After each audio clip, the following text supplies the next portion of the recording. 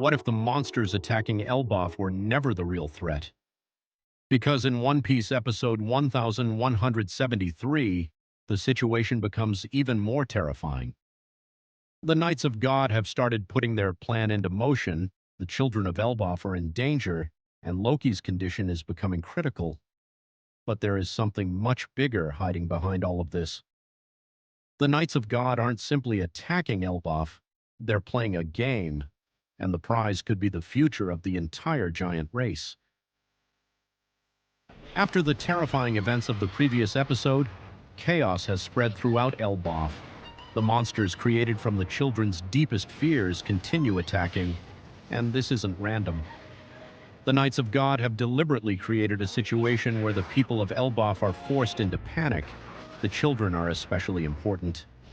Instead of simply destroying Elbaf, the Knights of God are trying to control the situation through fear.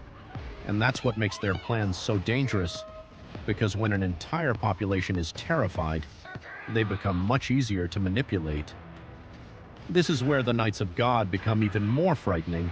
They aren't ordinary enemies. They are directly connected to the world government's highest powers. And after Shamrock and Gunko appeared in Elbaf, it became clear that their mission wasn't simply to defeat Luffy. They have a specific objective: the children. Why? Because the Knights of God understand something extremely important. The next generation of Elbaf could become incredibly powerful. If the giants grow up united with Luffy and the Straw Hats, the world government could eventually face one of the strongest alliances in the final war. So instead of waiting for that future, they're trying to destroy it now. Meanwhile, Loki's situation is becoming increasingly dangerous. Even after showing how terrifying his power can be, Loki has reached his limit. He's exhausted. And this is important because Loki isn't simply another character in the Elbaf arc. He's connected directly to the history of Elbaf and the royal family. Luffy may have originally treated Loki like another crazy character, but now the situation is completely different. Loki is someone who could become an important ally against the world government, and that's exactly why keeping him alive matters. If Loki falls, Elbaf loses one of its most dangerous warriors. And then we have Saul. Saul has already spent years protecting the people of Elbaf, but now he's facing an enemy that doesn't simply attack with strength.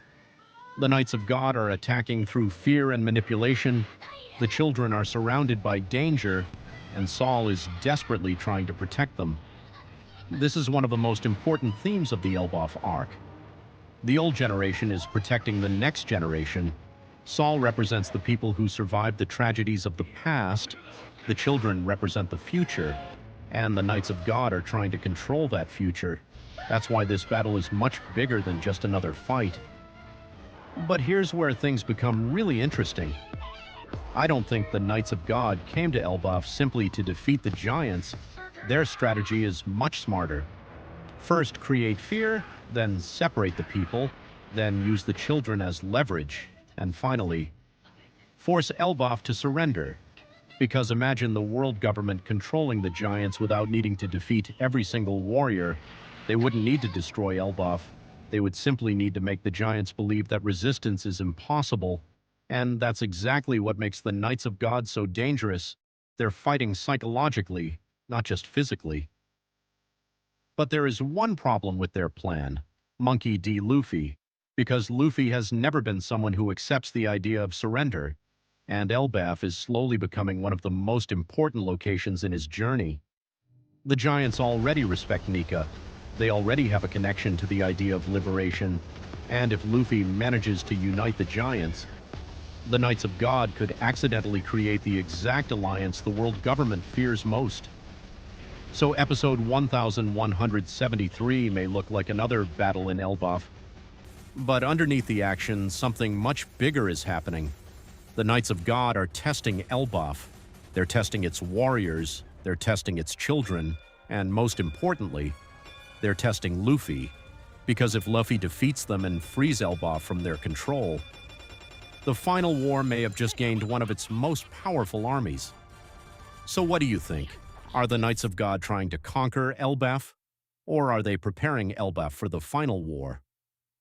Comment your theory below, and if you want more, One Piece Theories and episode 1173 breakdowns. Subscribe now.